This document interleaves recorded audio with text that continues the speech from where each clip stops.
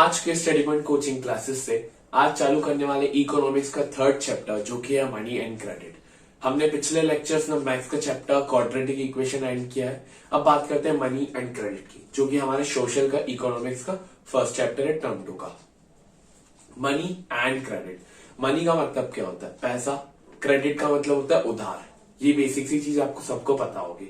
अब मनी को पढ़ने से पहले हम इस चैप्टर में कुछ पुरानी चीजें याद करते हैं कि हमारे देश में पहले कैसे मनी ट्रांसफर होता था। पहले हमारे देश में बार्टर सिस्टम चलता था। बार्टर सिस्टम आप लोगों ने किसी ने सुना भी होगा। ये सिस्टम हमसे क्या कहता था कि इस सिस्टम में, बार्टर सिस्टम में कोई मनी इन्वॉल्वमेंट नहीं होता था। आपको एक सामान के बदले दूसरा सामान मिलता था। फॉर एग्जाम्पल, जैसे ये कैलकुलेटर है और ये मेरे हाथ में मार्कर है। फॉर एग्जाम्पल, एक ए नाम का बंदा है जिसको पास ये कैलकुलेटर है और मैं हूं जिसके पास मार्कर है। सामने वाले को मार्कर चाहिए और मुझे कैलकुलेटर चाहिए, तो मैं क्या करता, मैं अपने मार्कर को उसको दे देता और वो अपना कैलकुलेटर मुझे दे देता। तो ये होता था पहले, जिसको हम बोलते हैं बार्टर सिस्टम ऑफ मनी, जिसमें कोई मनी इन्वॉल्वमेंट नहीं होता था। गुड्स डायरेक्टली ट्रांसफर होते थे एक इंसान से दूसरे इंसान में। तो यही लिखा है, goods are exchange between two parties, और इसको हम डबल कोइंसिडेंस ऑफ बॉन्ड्स भी बोलते थे। ऐसा इसलिए बोला जाता था क्योंकि अगर दोनों पार्टीज एग्री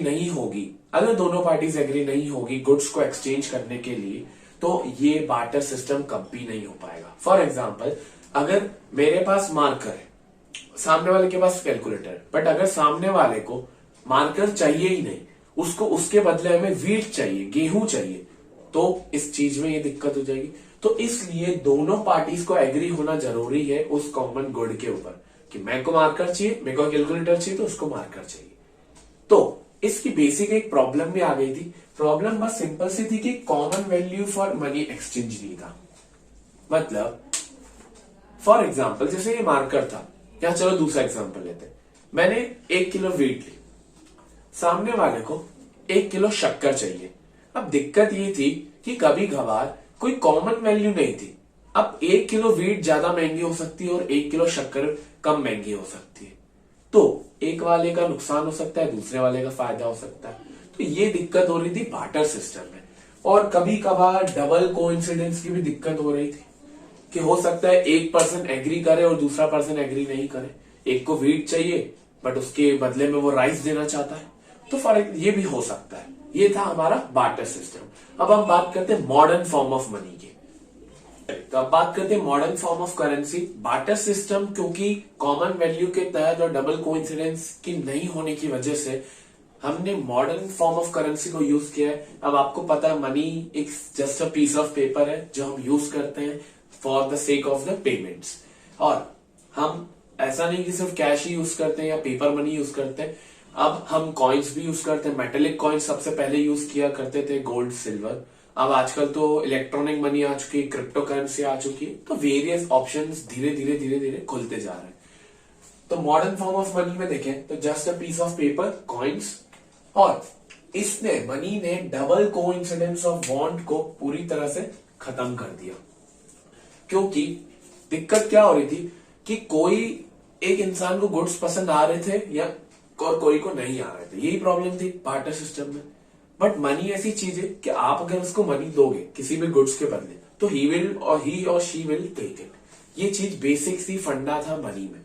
और मनी में मीडियम ऑफ एक्सचेंज भी आ गया कि आपकी गुड्स की वैल्यू आपको मिलेगी। वहां ऐसा हो रहा था कि कोई वैल्यू ही नहीं थी। हो सकता था एक शक्कर के बदले आपको एक मार्कर दे दे, तो शक्कर ज्यादा महंगी हो गई, मार्कर सस्ता हो गया। तो ये दिक्कत हो रही थी और मनी ने ये हटा दी। हमारी जो मनी है वो कौन इशू करता है? आरबीआई, जो आपको पता होगा, रिजर्व बैंक ऑफ इंडिया।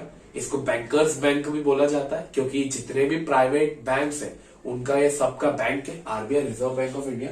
और इसका काम होता है करेंसी को इशू करना, आपको पता होगा। अब कैश और कॉइन्स के अलावा भी कुछ मनी है जो होती है बैंक्स में। क्या होता है, एक आम इंसान डिपॉजिट्स भी जमा करता है बैंक में, जिसे हम डिमांड डिपॉजिट्स बोलते हैं। सर ये क्या होता है? डिपॉजिट्स मतलब कि आप जब बैंक में कुछ पैसे अमाउंट जमा करवाते हैं अपने अकाउंट में, सेविंग अकाउंट में, तो उसे हम डिपॉजिट्स बोलते हैं, डिपॉजिट करवाना। और ये डिमांड डिपॉजिट इसलिए कहलाते हैं क्योंकि बैंक अपनी डिमांड पर हमें कभी भी वो रिटर्न कर सकता है।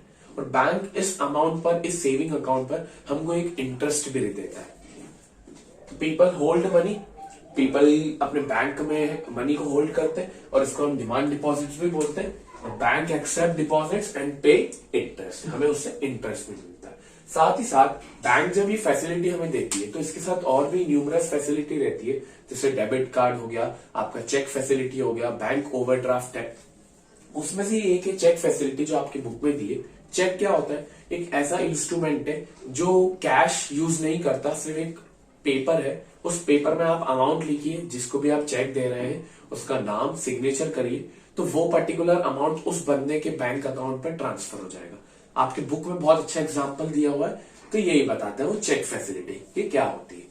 आई होप आपको ये वीडियो पसंद आई होगी। नेक्स्ट वीडियो में हम इस चैप्टर के आगे टॉपिक पे डिस्कस करेंगे। Thank you. राधे राधे।